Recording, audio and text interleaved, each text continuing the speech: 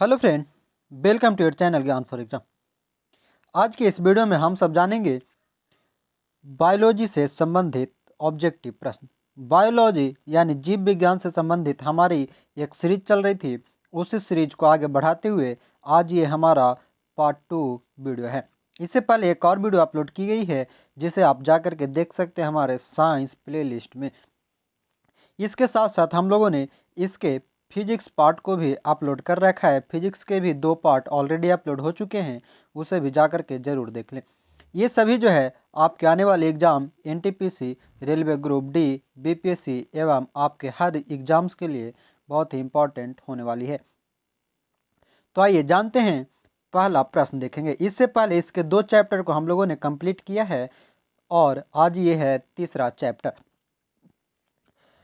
शुरू करने से पहले जो लोग हमारे साथ नहीं जुड़े हैं वो चैनल को सब्सक्राइब कर लें और बेल आइकन को ऑन कर लें ताकि आपको आने वाले सभी वीडियोज के अपडेट मिलता रहे। और आप लोग वीडियो को शेयर, लाइक, कमेंट जरूर करेंगे। देखेंगे पहला प्रश्न। प्रश्न है, शुक्राणु एवं अंडाणु का निर्माण होता है। शुक्राणु और अंडाणु का निर्माण हमेशा मियोसिस द्वारा होती है। दूसरा प्रश्न, पादप कोशिका में कोशिका द्रव का विभाजन होता है किसके द्वारा? पादप कोशिका जो होती है उसमें कोशिका द्रव का विभाजन कोशिका प्लेट के द्वारा होता है। तीसरा प्रश्न है, किस अवस्था में डीएनए का संश्लेषण होता है? डीएनए यानी कि डीऑक्सीराइबो न्यूक्लिक एसिड जो है इसका संश्लेषण होता है एस फेज में। एस फेज यानी कि इसे सेकेंडरी फेज के नाम से जाना जाता है। चौथा प्रश्न है, कौन सी अवस्था सबसे छोटी है? प्रोफेज, मेटाफेज, एनाफेज और टेलोफेज। इन सभी में जो अवस्था है, फेज है, वह सबसे छोटा फेज मेटाफेज जाना जाता है। पांचवा प्रश्न है हमारा, किस अवस्था में सेंट्रोसोम विभाजित होता है? सेंट्रोसोम का विभाजन जो होता है यह मुख्य रूप से एनाफेज के समय होती है। हमारा छठा प्रश्न है, समसूत्री विभाजन के फलस्वरूप मृत कोशिका से कितनी पुत्री कोशिकाओं का निर्माण होता है? ध्यान रखेंगे, जब समसूत्री विभाजन होता है उस समय मातृ कोशिका से पुत्री कोशिका का विभाजन कुल 2 होती है। अगला प्रश्न है हमारा 7 नंबर, अर्धसूत्री विभाजन होता है। अर्धसूत्री विभाजन हमेशा जनन कोशिकाओं में होता है। आगे प्रश्न है हमारा 8 नंबर, क्रॉसिंग ओवर होता है। क्रॉसिंग ओवर जो होता है यह मुख्य रूप से मियोसिस पार्ट में होती है। आगे प्रश्न है हमारा 9 नंबर, विभाजन की किस अवस्था में केंद्रक झिल्ली गायब हो जाता है? यानी कि जो केंद्रक झिल्ली है वह विभाजन के मेटाफेज के समय गायब हो जाती है यानी लुप्त हो जाती है। 10वां प्रश्न है, समसूत्री विभाजन में पुत्री कोशिका में गुणसूत्रों की संख्या मातृ कोशिका में उपस्थित गुणसूत्रों की संख्या की कितनी होती है? गुणसूत्रों की संख्या पुत्री कोशिकाओं के गुणसूत्र की संख्या मातृ कोशिका के गुणसूत्र की संख्या के बराबर होती है समसूत्री विभाजन में। अब आगे चलेंगे, ये था हमारा तीसरा चैप्टर और अब जो है वह है चौथा चैप्टर।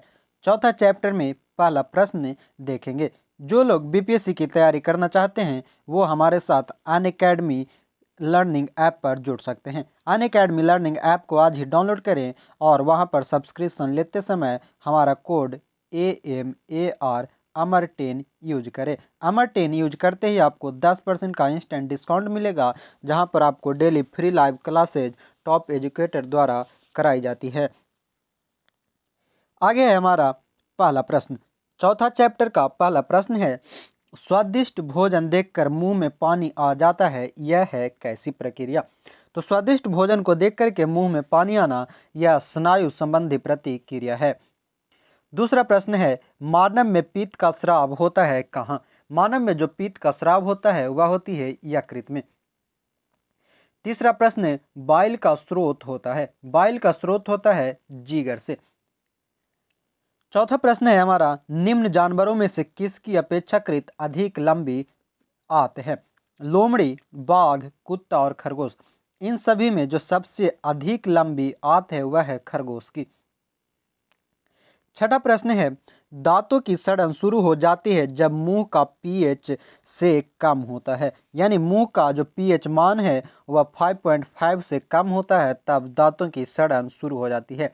और पीएच मान जो होती है कुल 0 से लेकर 14 तक जाती है, बीच में 7 उदासीन होता है, 7 से पहले आम्ल और 7 के बाद क्षारीय होता है। यानी कि यहाँ पर एक प्रश्न और वैसे बनेगा कि दांतों की सड़न किस प्रक्रिया में होती है, तो अम्लीय प्रक्रिया में। 7वां प्रश्न है, स्वाद का पता लगाने के लिए अभिग्राहक को क्या कहते हैं? अभिग्राहक को कहा जाता है रसवेदी अभिग्राहक। 8वां प्रश्न है, निम्न में से कौन सा एंजाइम अग्नाशय द्वारा स्रावित होता है?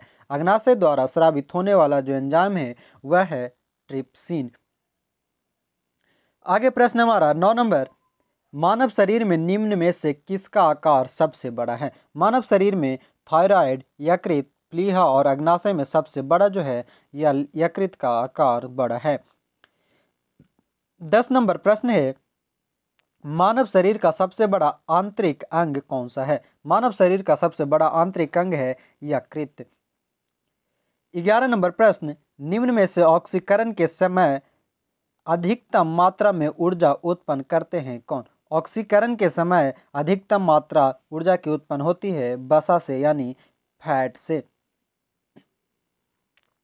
आगे है हमारा प्रश्न 12 नंबर, कार्बोहाइड्रेट, प्रोटीन और वसा का पूर्ण पाचन कहाँ पर होता है? इन सभी का कार्बोहाइड्रेट, प्रोटीन और वसा का पूर्ण पाचन देखने को मिलती है छोटी आंत में।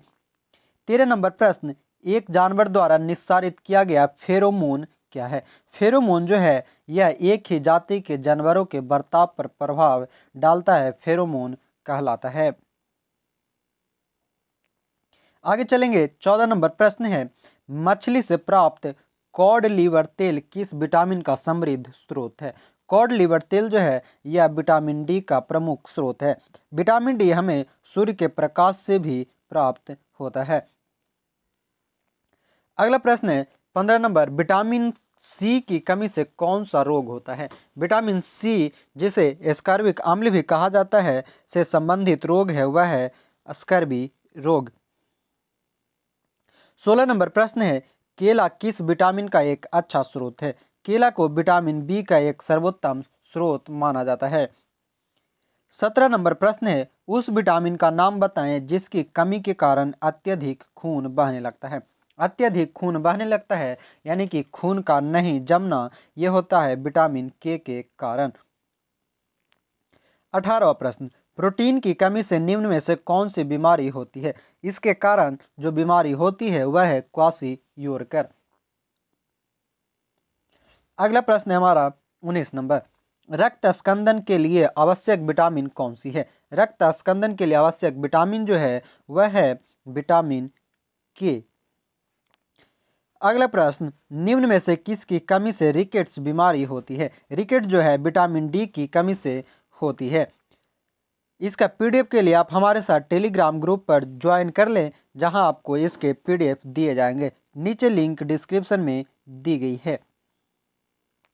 आगे प्रश्न है 21 नंबर, पेयजल आपूर्ति में कोलीफॉर्म की उपस्थिति का लक्षण है। कोलीफॉर्म जो है यह मुख्य रूप से मानव अपशिष्ट से संदूषण के लिए का लक्षण है। अगला प्रश्न 22 नंबर, पाचन तंत्र में मौजूद रस, जिसे गैस्ट्रिक जूस भी कहा जाता है, गैस्ट्रिक जूस में शामिल होता है क्या? गैस्ट्रिक जूस में जो होती है हाइड्रोक्लोरिक एसिड शामिल होता है, जिसे कि HCl के नाम से जाना जाता है। आगे प्रश्न है, हमारा दंत बल्क यानी कि इनामेल से बना होता है। इनामेल, जिसे दंत बल्क के नाम से जाना जाता है, यह कैल्शियम फॉस्फेट से बना होता है। अगला प्रश्न, दांतों का इनामेल किस से बना है? दांतों का इनामेल जो है यह कैल्शियम फॉस्फेट के कारण बना होता है। अगला प्रश्न है 25 नंबर, मेटाबॉलिज्म यानी चयापचय संबंधित है किससे? चयापचय जो संबंधित है शरीर में होने वाली सभी रासायनिक प्रतिक्रियाओं से, सरल अणुओं से जटिल अणुओं का संश्लेषण से, और उपचय और अपचय से। यानी सही आंसर होगा ऑप्शन नंबर डी। अगला प्रश्न है, शरीर के किस भाग में पीतरस या वाइल जूस का उत्पादन होता है? पीतरस का उत्पादन यह होती है यकृत में। अगला प्रश्न है हमारा 27 नंबर, कौन सा पदार्थ पित्ताशय से संग्रहित और सांद्रित होता है? पित्ताशय से संग्रहित और सांद्रित होने वाला जो पदार्थ है वह है पीत। पीत को हम वाइल के नाम से भी जानते हैं। 28वां प्रश्न, किसी व्यक्ति के पाचन तंत्र की जांच करने के लिए इस्तेमाल किए जाने वाला यंत्र कौन सी है? पाचन तंत्र की जांच करने के लिए जो यंत्र प्रयुक्त किया जाता है उसे इंडोस्कोप के नाम से जाना जाता है। ENDO, endoscope. अगला प्रश्न हमारा 29 नंबर, पाचन में मदद करने के लिए शरीर में कौन सा एसिड प्रयोग किया जाता है? पाचन में जो मदद करने वाला एसिड है वह है हाइड्रोक्लोरिक एसिड HCl। 30 नंबर प्रश्न है, भोजन से प्राप्त ऊर्जा को कैसे मापा जाता है? भोजन से प्राप्त ऊष्मा को हम कैलोरी में मापते हैं। 31 नंबर प्रश्न, मानव शरीर का एकमात्र अंग जो पुनः विकसित या पुनः सृजित हो सकता है? पुनः विकसित और पुनः सृजित होने वाला मानव का एकमात्र अंग है वह है जिगर। अगला प्रश्न 32 नंबर, मानव शरीर में कंठ को क्या कहा जाता है? कंठ को हम लोग जानते हैं वॉइस बॉक्स, यानी VOICE, वॉइस बॉक्स के नाम से इसे जाना जाता है। ध्वनि। आगे 33 नंबर प्रश्न है, निम्नलिखित में से कौन पाचन तंत्र का हिस्सा नहीं है? यकृत, हृदय, अमाशय और मुंह। पाचन तंत्र का यानी डाइजेस्टिव सिस्टम का जो हिस्सा नहीं है वह है हृदय। हृदय जो है यह पंपिंग करने का काम करता है। 34 नंबर प्रश्न है, निम्नलिखित में से किसमें होमोडोंट दांत पाए जाते हैं? होमोडोंट दांत जो है यह पाई जाती है मछली में। Option number A. अगला प्रश्न है हमारा 35 नंबर, डिओडेनम। डिओडेनम किसका भाग है? यह बहुत ही इंपॉर्टेंट VVI क्वेश्चन है। डिओडेनम किसका है? तो यह छोटी आंत का भाग है। 36 नंबर प्रश्न है, एक मानव जीभ में औसतन कितनी स्वाद कलिकाएं मौजूद होती है? औसतन जो स्वाद कलिकाएं मौजूद होती है वह है 2000 से 8000।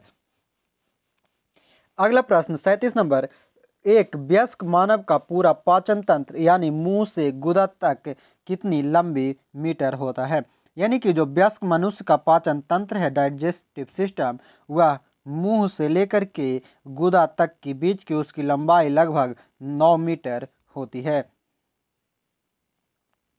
अगला प्रश्न 38 नंबर, भोजन या खाद्य पदार्थ के संबंध में इनमें से कौन सा कथन असत्य है? तो कथन ए जो है यह एक अजैविक पदार्थ है, यह गलत है। अजैविक नहीं, जैविक पदार्थ है। अन्य सभी ऑप्शन को जान ले तो भोजन जो है यह रासायनिक क्रियाएं देता है, यह एक जैविक पदार्थ है और यह हमें ऊर्जा प्रदान करता है। 39 नंबर प्रश्न है, किस प्रक्रिया के द्वारा आहार नली में भोजन जाता है? आहार नली में भोजन जाता है अंतर्ग्रहण प्रक्रिया के कारण। अगला प्रश्न है हमारा 40 नंबर, भोजन नली की दीवारों के संकुचन और प्रसारण को क्रमांकुचन गति कहा जाता है। संकुचन और प्रसारण की गति जो होती है इसे क्रमांकुचन के नाम से जाना जाता है। 41 नंबर प्रश्न, निम्न में से कौन मानव आहार नली का भाग नहीं है? मुख्य गुहिका, वायु कोशिका, पित्ताशय और बड़ी आंत। इनमें जो है वायु कोशिका जो है यह मानव आहार नली का भाग नहीं है। यह जो है वायु कोशिका या हृदय को सेपरेट करने का काम करता है। आगे प्रश्न है 42 नंबर, लार में एंजाइम होता है। लार में जो एंजाइम पाया जाता है वह एमाइलेज होती है। अगला प्रश्न 43 नंबर है, एंजाइम टाइलिन में पाया जाता है। एंजाइम टाइलिन जो है यह लार में पाई जाती है। लार को सलाइवा भी कहा जाता है।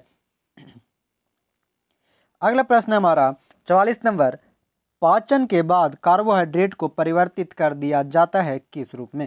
पाचन के बाद जो है कार्बोहाइड्रेट या ग्लूकोज के रूप में परिवर्तित होता है। आगे है 45 नंबर, पीत के कार्य को कहा जाता है। पीत के कार्य को कहा जाता है पाइसीकरण। अगला प्रश्न, अग्नाशयी रस में मौजूद डैश एंजाइम प्रोटीन को अमीनो एसिड में परिवर्तित करता है। ध्यान रखेंगे, अग्नाशयी रस में मौजूद ट्रिप्सिन एंजाइम जो है या प्रोटीन को अमीनो एसिड में परिवर्तित करता है, बदलता है। प्रोटीन को अमीनो एसिड में बदलने का कार्य करता है ट्रिप्सिन एंजाइम। 47वां प्रश्न है, पाचन के दौरान पीत की भूमिका क्या होती है?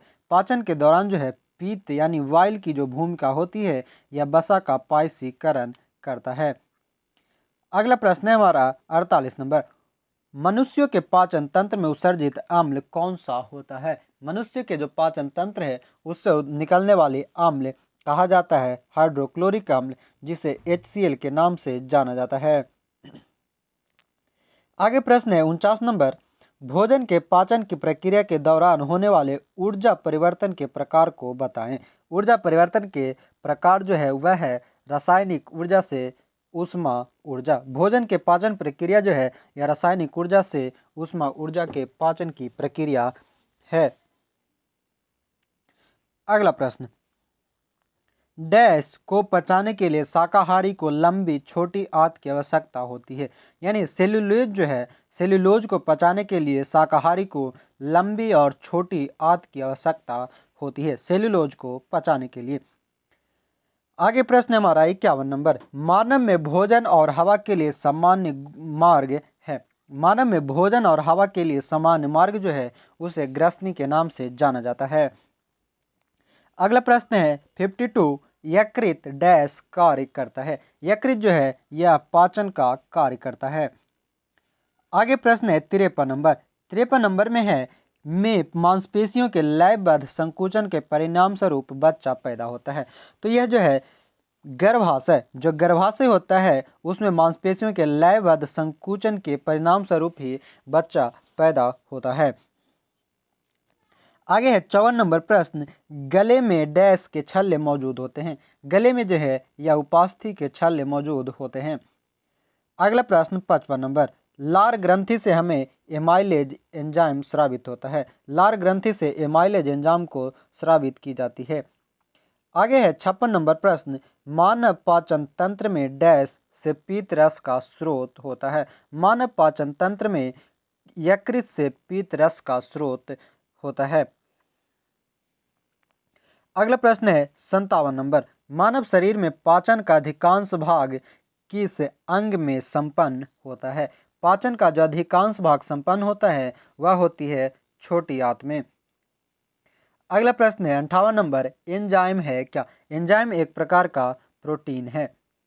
आगे देखेंगे प्रश्न है हमारा 59 नंबर, निम्नलिखित में से कौन सा एंजाइम ग्लूकोज को इथेनॉल में परिवर्तन करने को प्रेरित करता है? ग्लूकोज को इथेनॉल में परिवर्तन करने को प्रेरित करता है वह है जाइमेज। अगला प्रश्न 60 नंबर, जैविक सिस्टम में रासायनिक क्रिया की प्रक्रिया को तेज करने में उत्तरदायी पदार्थ है। जैविक सिस्टम यानी कि जो लिविंग सिस्टम है उसमें रासायनिक क्रिया की प्रक्रिया को कैटालाइज करने में जो उत्तरदायी पदार्थ होता है वह है एंजाइम। अगला प्रश्न 61 नंबर, निम्न में से किस एक की उत्पत्ति यकृत का कार्य है? यकृत जो है यूरिया की उत्पत्ति करता है। अगला प्रश्न है हमारा, लिपिड का पाचन निम्नलिखित में से किसकी उपस्थिति में होता है? पित्त अम्ल, लाइपेज, पेप्सिन, किसके कारण? तो यह होगा केवल 2 यानी कि लाइपेज के कारण। अगला प्रश्न हमारा 63 नंबर, मानव तंत्र में निम्नलिखित में से कौन सा एक पाचक एंजाइम नहीं है? ट्रिप्सिन, गैस्ट्रिन, टाइलिन और पेप्सिन, इनमें से जो पाचक एंजाइम नहीं है वह है पेप्सिन। पेप्सिन पाचक एंजाइम नहीं है, अन्य सभी ट्रिप्सिन, टाइलिन और गैस्ट्रिन एक पाचक एंजाइम है। आगे प्रश्न है 64 नंबर, कथन ए है हमारे आहार में सभी प्रोटीनों का पाचन केवल क्षुद्रांत में होता है, और आर है अग्नाशय से प्रोटीनों का पाचन करने वाली एंजाइम को क्षुद्रांत में छोड़ा जाता है। इन सभी में जो सही आंसर होगा वह है ए गलत है परंतु आर सही है। कथन गलत है और कथन ए गलत है, कथन आर सही है। आगे प्रश्न हमारा 64 नंबर, प्रोटीनों के पाचन में सहायक एंजाइम है। प्रोटीनों के पाचन में जो सहायक एंजाइम है वह है ट्रिप्सिन। अगला प्रश्न स्टार्च को जल अपघटन से ग्लूकोज बनाने वाला एंजाइम है। हाइड्रोलिसिस स्ट्रेच जो है इसे बनाने का काम करता है एमाइलेज। Option number B. अगला प्रश्न, मनुष्य में पाचन क्रिया कहाँ प्रारंभ होती है? मनुष्य में पाचन क्रिया प्रारंभ होती है मुख से। अगला प्रश्न, दूध प्रोटीन को पचाने वाला एंजाइम है। दुग्ध प्रोटीन को पचाने वाला एंजाइम रेनिन कहलाता है। अगला प्रश्न, लार में कौन सा एंजाइम पाया जाता है? लार में पाए जाने वाली एंजाइम वह है टाइलिन। प्रश्न है 70 नंबर, निम्नलिखित में से वह अंग कौन सा है जो मानव शरीर में ग्लाइकोजेन के रूप में कार्बोहाइड्रेट को जमा करता है? ध्यान रखेंगे, वह कौन सी अंग है जो मानव शरीर में ग्लाइकोजेन को रूप में कार्बोहाइड्रेट को जमा रखता है, यानी कार्बोहाइड्रेट को जमा रखता है ग्लाइकोजेन के रूप में यकृत। 71 नंबर प्रश्न है, पीत जमा होता है पित्ताशय में, गॉल ब्लैडर में जमा होता है। 72 नंबर प्रश्न है, कौन से परिवर्तन में एंजाइम ट्रिप्सिन उत्प्रेरक का कार्य करता है? कौन से परिवर्तन में एंजाइम जो है यह ट्रिप्सिन उत्प्रेरक का कार्य करता है प्रोटीन को अमीनो अम्ल में?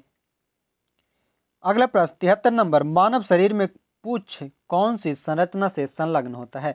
पूंछ जो है यह बृहदांत्र से संलग्न यानी कि जुड़ी हुई होती है। आगे प्रश्न हमारा 74 नंबर, मानव शरीर में क्षुद्रांत के 3 संरचनात्मक भागों की लंबाई का कौन सा सही ह्रासवान क्रम है? यानी कि क्षुद्रांत के 3 संरचनात्मक भाग होते हैं और इसे बताना है तो छांत्र, मध्यांत्र और ग्रहणी। आगे प्रश्न है 75 नंबर, निम्न में से कौन सा आहार मानव शरीर में नए ऊतकों की वृद्धि के लिए पोषक तत्व प्रदान करता है? कौन सा आहार जो है यह मानव शरीर में नए ऊतक की वृद्धि के लिए पोषक तत्व प्रदान करता है? वह है पनीर। आगे है 76 नंबर प्रश्न, मनुष्य के जीवन काल में कितने दांत 2 बार विकसित होता है? यह जो है कुल 20 दांत जो है यह 2 बार विकसित होता है। तो ये थे हमारा चौथा चैप्टर से संबंधित सभी प्रश्न। अब आगे चलेंगे जो है पांचवा चैप्टर से संबंधित सभी प्रश्न को हम लोग जानेंगे। उससे पहले जो लोग अभी तक हमारे चैनल को सब्सक्राइब नहीं किए हैं वो चैनल को जरूर सब्सक्राइब कर लें और वीडियो को लोगों तक शेयर जरूर कर दें।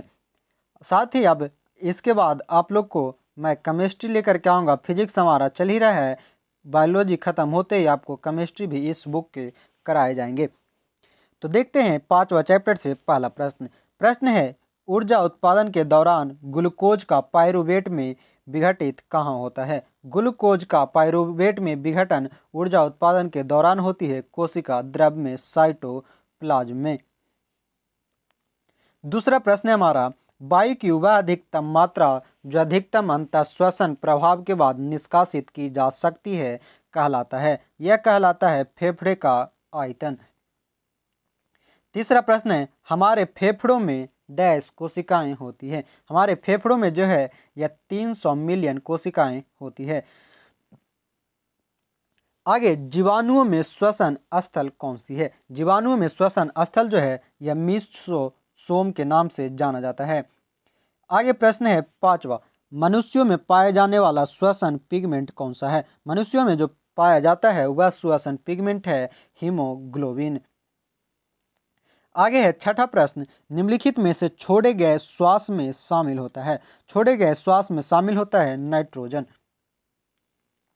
सातवां प्रश्न, नाड़ी की धड़कन यानी कि पल्स बीट से मापी जाती है? पल्स बीट से मापी जाती है उसकी धमनी। जो नाड़ी की धड़कन है धमनी से मापी जाती है। आठवां प्रश्न, अनोक्सी श्वसन का अंतिम उत्पाद होता है? अनोक्सी श्वसन का अंतिम उत्पाद जो है वह है लैक्टिक अम्ल। Option number C. 9 नंबर प्रश्न है, ऊर्जा का उपयोग करते हुए पाइरूविक का विघटन कहाँ होता है? ऊर्जा का जब हम एनर्जी का उपयोग करते हैं तो पाइरूविक का विघटन माइटोकॉन्ड्रिया में होता है और माइटोकॉन्ड्रिया को powerhouse of the cell के नाम से जाना जाता है। 10वां प्रश्न हमारा, कौन सी अनुपस्थिति में सबस्ट्रेट के अपूर्ण विघटन को डैश कहा जाता है? सबस्ट्रेट के अपूर्ण विघटन को अनोक्सी श्वसन कहा जाता है। आगे प्रश्न है, ऊर्जा उत्पादन के दौरान जब हमारी मांसपेशियों की कोशिकाओं में ऑक्सीजन की कमी होती है तो 6 कार्बन अणु 3 कार्बन अणु में परिवर्तित हो जाता है। ध्यान रखेंगे कि जब ऊर्जा उत्पादन के दौरान हमारी मांसपेशियों की कोशिकाओं में ऑक्सीजन की कमी होती है, यानी कि ऑक्सीजन की कमी होने पर जो 6 कार्बन अणु है वह 3 कार्बन अणु में परिवर्तित होता है।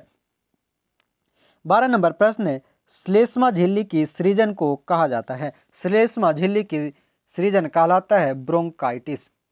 13 नंबर प्रश्न है, मानव श्वसन में क्या जोड़ा जाता है, छोड़ा जाता है। मानव श्वसन में जो छोड़ी जाती है वह कार्बन डाइऑक्साइड CO2 और ग्रहण की जाती है ऑक्सीजन। अगला प्रश्न, कौन सी जीवन प्रक्रिया रासायनिक ऊर्जा को ऊष्मा ऊर्जा में बदलती है। रासायनिक ऊर्जा को ऊष्मा ऊर्जा में बदलती है श्वसन। आगे प्रश्न है, मानव शरीर में श्वसन वर्णक है। मानव शरीर में श्वसन वर्णक है हीमोग्लोबिन। 16 नंबर प्रश्न है हमारा, हमारे शरीर में ऊर्जा प्रदान करने के लिए निम्नलिखित में से कौन सा O2 से जुड़ता है। O2 यानी कि ऑक्सीजन से जुड़ता है ऊर्जा प्रदान करने के लिए ग्लूकोज।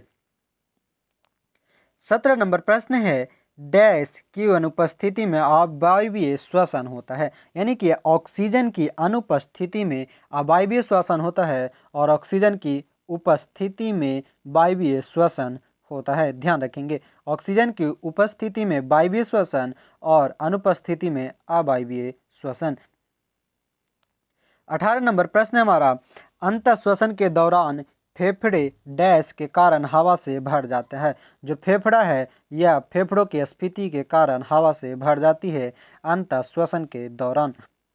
19 नंबर प्रश्न है, निःश्वसन निःश्वसन द्वारा होता है। निःश्वसन द्वारा फेफड़ों की अपस्फीति होती है। 20 नंबर प्रश्न है, सांस लेने की प्रक्रिया में प्रश्वसन और निःश्वसन शामिल होता है, यानी कि लेना और देना, छोड़ना जो है इसे ही श्वसन और उच्च श्वसन के नाम से जाना जाता है। 21 नंबर प्रश्न है, बंद खानों में दुर्घटना का कारण है। ये खानों का मतलब है माइंस। माइंस में जो दुर्घटना का कारण है वह है कार्बन मोनोऑक्साइड CO। 22वां प्रश्न है, ऑक्सीजन की उपस्थिति में ग्लूकोज का CO2 एवं जल में ऊर्जा निर्मुक्त होने के साथ पूर्ण रूपांतरण होने को कहते हैं। इसे कहा जाता है वायु श्वसन। आगे प्रश्न है 23 नंबर, हमारी छोड़ी हुई सांस की हवा में CO2 की मात्रा लगभग कितनी होती है।